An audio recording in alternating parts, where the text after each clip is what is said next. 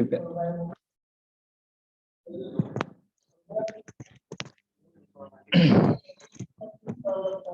Assalamualaikum warahmatullahi wabarakatuh. Perkenalkan, nama saya Syafiq Ali Uraidi. Sini saya akan mempresentasikan tentang pertumbuhan ekonomi wisata di wilayah Kepulauan Seribu. Nah, pendahuluan.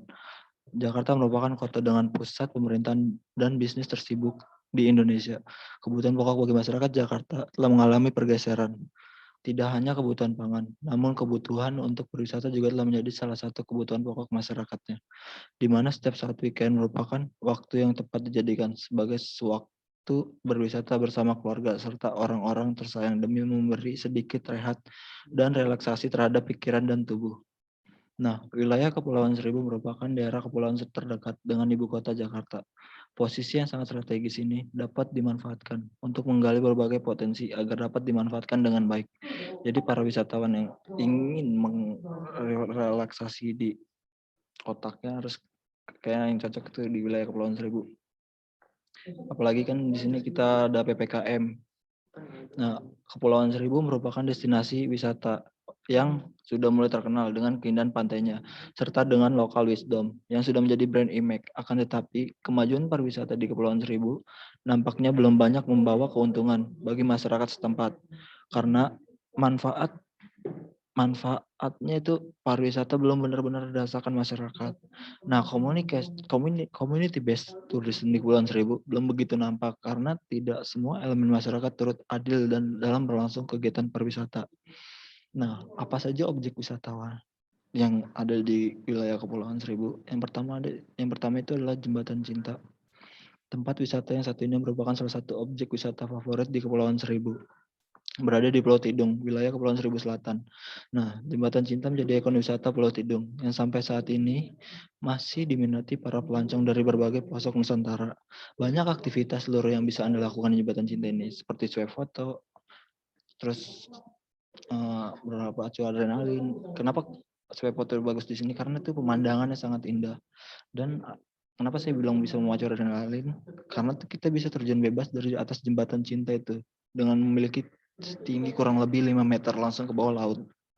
Jadi yang ingin memacu adrenalin di Kepulauan Seribu ada di Pulau Tidung ya, loncat di Jembatan Cinta itu. Nah, yang kedua itu ada Pantai Pasir Perawan. Nah, tempat wisata yang satu ini benar-benar hits dan menjadi primadona di Kepulauan Seribu karena memiliki daya tarik yang luar biasa. Pantai Pasir Perawan ini telah berhasil membuat jutaan wisatawan jatuh hati akan pesonanya. Pantai Pasir Perawan merupakan ikon wisata Pulau Pari.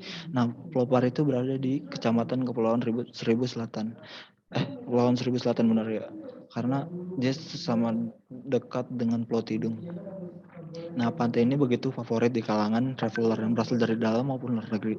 Pantai dengan hamparan pasir putih yang bersih dan sepanjang bibir pantai ini cocok banget buat Anda para penikmat pantai yang ingin suasana pantai romantis. Di pantai ini juga dapat wisata kuliner yang dengan menu seafood yang lumayan lengkap. Nah, yang ketiga ada Pantai Dolphin. Nah, tempat wisata ini berada di wilayah Kepulauan Seribu Utara dan salah satu destinasi tujuan wisata belajar di paket wisata Pulau Harapan. Pulau Dolphin adalah salah satu dari gugusan pulau di Kepulauan Seribu Utara yang memiliki hamparan pasir, pantai yang landai bersih, banyak kegiatan seluruh yang bisa dinikmati di Pulau Dolphin. Nah, lokasi wisata di Pulau Dolphin ini ada pantai Pulau Dolphin ini lokasinya ada di Pulau Harapan. Nah, di Pulau Harapan tuh kecamatan Kepulauan Seribu Utara. Ya, dia hampir sama dengan Pulau Pari yang berada di Kecamatan Kepulauan Seribu Selatan.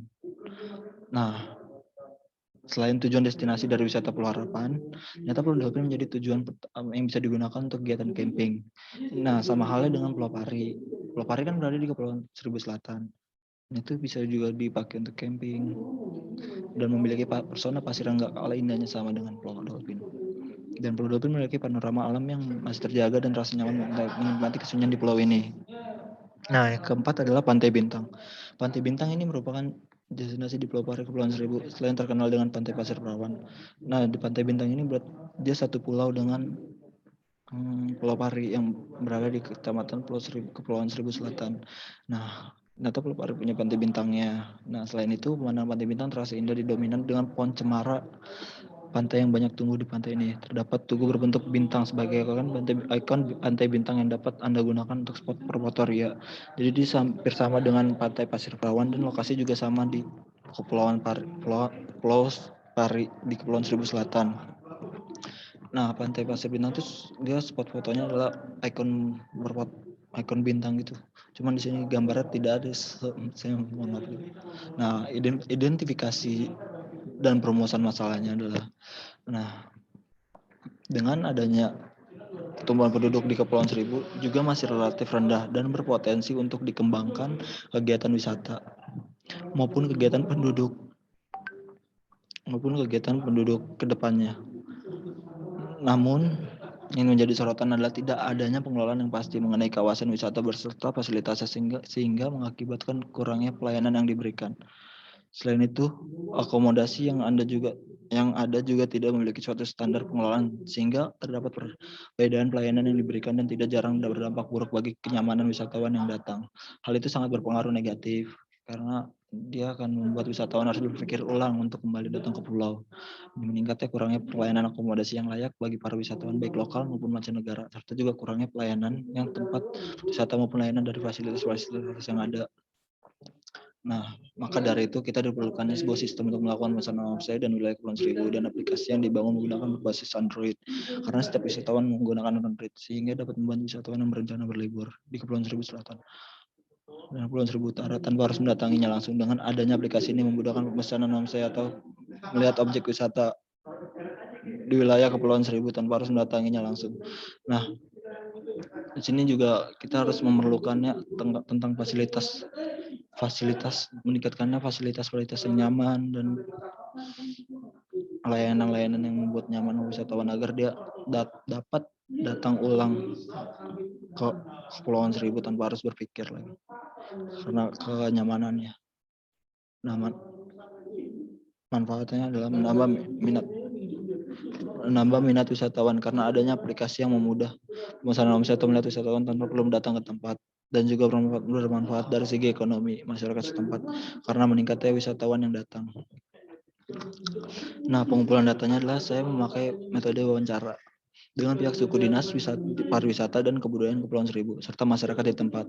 Wawancara ini dilakukan untuk menggali informasi yang berhubungan tentang pertumbuhan ekonomi wisata dan data yang homestay di Kepulauan Seribu. Nah, pemanfaatannya adalah Pulau Seribu sebagai destinasi flora dan fauna laut Indonesia yang akan memiliki dampak yang begitu besar terhadap kehidupan masyarakat Kepulauan Seribu. Efek domino selalu terjadi di dalam sebuah perubahan besar, apalagi bila dalam perubahan taraf kehidupan yang didasari motif ekonomi dan sosial serta lingkungan. Model pemanfaatan adalah pariwisata berkelanjutan yang coba diadaptasi memberikan efek signifikan baik secara positif maupun negatif. Maksud dari pariwisata berkelanjutan, yang pertama adalah pariwisata yang memiliki unsur edukatif.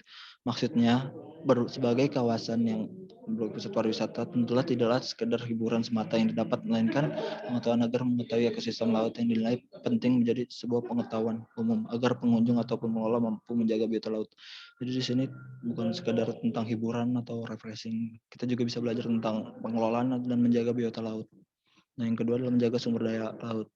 Sama halnya dengan yang nomor satu tadi. Nah, merupakan sumber kehidupan di muka bumi karena kita tahu salah satu sumber daya kehidupan di muka bumi adalah sumber daya laut. Nah, perlulah diperhatikan dengan seksama bagaimana bijaknya menjaga keutuhan dan keseimbangan supaya keunikan alam yang menjadi eksistensi fenomena tersebut. Jadi kita para wisatawan atau masyarakat itu harus menjaga keutuhan dan keseimbangan tentang keunikan alamnya. Yang ketiga adalah mendukung keutuhan dan menjaga budaya populasi yang mendiami suatu tempat. Pada dasarnya akan memberikan sebuah interaksi sosial yang memiliki efek jangka panjang, munculkan budaya-budaya lokal. Tentulah ini akan menjadi corak perbedaan dari setiap tempat yang didiami, dan perlulah kita mendukung dan melindungi ataupun melestarikan budaya serta etika sosial. Jadi kita harus melestarikan budaya serta etika sosial ya. Di sini kita harus melindungi bagi para wisatawan dan masyarakat itu harus melindungi budayanya dan pengelola budayanya. Nah, kesimpulan dari ini adalah di Kepulauan Seribu banyak hal unik yang membuat daya tarik wisata datang. Selain itu sudah banyak pengembang atau pemberdayaan yang diberikan kepada masyarakat di Kepulauan Seribu agar membantu menyejahterakan perekonomiannya. Di sini juga kita harus sebagai masyarakat Kepulauan Seribu kita harus ikut turut serta dalam meningkatkan wisatawan dengan memberikannya semacam kenyamanan yang tadi saya bilang, dan para masyarakat seperti anak muda dan lain-lain itu harus ikut turut serta dengan community based tourism. Nah, agar meningkatkan ekonomi yang berada di Kepulauan Seribu. Nah, tentu dengan manajemen pengelolaan yang mengikuti peraturan serta memberikan dampak positif pastinya untuk sekitarnya. Nah, kita tahu Indonesia penuh dengan potensi wisata, salah satunya Kepulauan Seribu yang saat ini sedang dimaksimalkan dari dana pengembangan daerah agar tujuan untuk meningkatkan potensi pariwisata semakin tinggi dan baik. Sekian dari presentasi saya. Kurang lebihnya mohon maaf. Assalamualaikum warahmatullahi wabarakatuh.